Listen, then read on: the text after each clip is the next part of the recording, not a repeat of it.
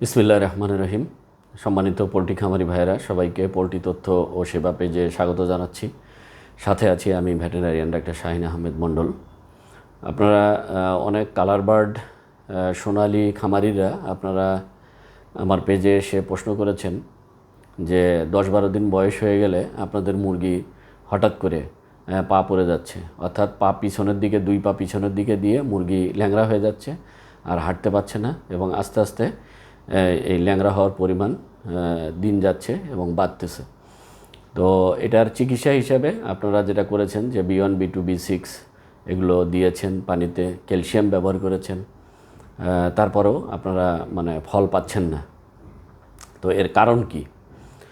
তো আসলে এর কারণ হিসাবে যখন খামারিরা এই ধরনের প্রশ্ন করলেন আমার মেসেঞ্জারে ইনবক্সে এসে, তখন যখন আমি জানতে চাইলাম যে আপনারা আসলে হিস্ট্রিটা নেওয়ার চেষ্টা করলাম, তখন দেখলাম যে সব খামারিরাই, প্রায় বেশিরভাগ খামারিরাই যাদের এই ধরনের কেস হয়েছে, তারা বেশিরভাগই ব্রুডিং টাইমে যে অ্যান্টিবায়োটিকটা ব্যবহার করেছে, যদিও অ্যান্টিবায়োটিকটা এক নামে, কিন্তু এর ভিতরে আসলে 3টা অ্যান্টিবায়োটিক রয়েছে এবং এগুলো আসলে খুবই হায়ার অ্যান্টিবায়োটিক।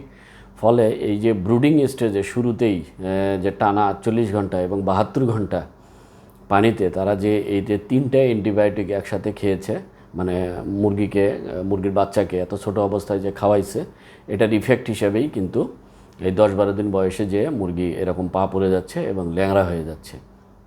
তো এর কারণ হচ্ছে যে এই যে মুরগির যে ব্রুডিং পিরিয়ডে, এই সময় যে তার ইন্টেস্টাইনে বা খাদ্যনালীতে যে উপকারী ব্যাকটেরিয়া তৈরি হয়, এগুলোর কিন্তু একটা কানেকশন আছে। তো স্বাভাবিকভাবেই এই উপকারী ব্যাকটেরিয়াগুলো সাধারণত কার্বোহাইড্রেট ভেঙে এখানে ল্যাকটিক অ্যাসিড তৈরি করে এবং শর্ট চেইন ফ্যাটি অ্যাসিড তৈরি করে, এবং এগুলো কিন্তু ইন্টেস্টাইনের পিএইচটাকে কিছুটা কমিয়ে দেয়। এবং এই কম পিএইচে আপনার calcium, phosphorus, zinc, vitamin D3 এগুলো কিন্তু সহজেই দ্রবণীয় হয় এবং এগুলো কিন্তু সহজেই শোষিত হয় ইন্টেস্টাইনের মাধ্যমে। এগুলো শরীরে শোষিত হয় এবং হাড়ের গঠনে এগুলো ভূমিকা রাখে।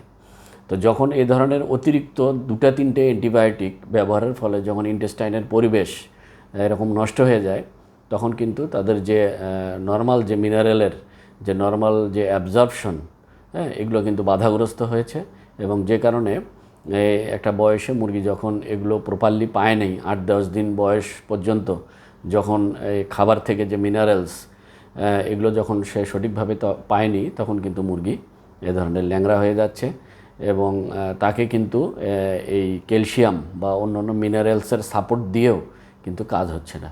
তো আপনারা এই বিষয়ে সতর্ক থাকবেন এবং পরামর্শ থাকবে, শুরুতে আপনারা অ্যান্টিবায়োটিক না, আপনারা একটা অ্যাসিডিফায়ার ইউজ করবেন ব্রুডিং স্টেজে, এবং পারলে প্রোবায়োটিক্স ব্যবহার করবেন। আপনাদের মুরগি ভালো থাকবে এবং এই ধরনের প্রবলেম থেকে আপনারা রক্ষা পাবেন।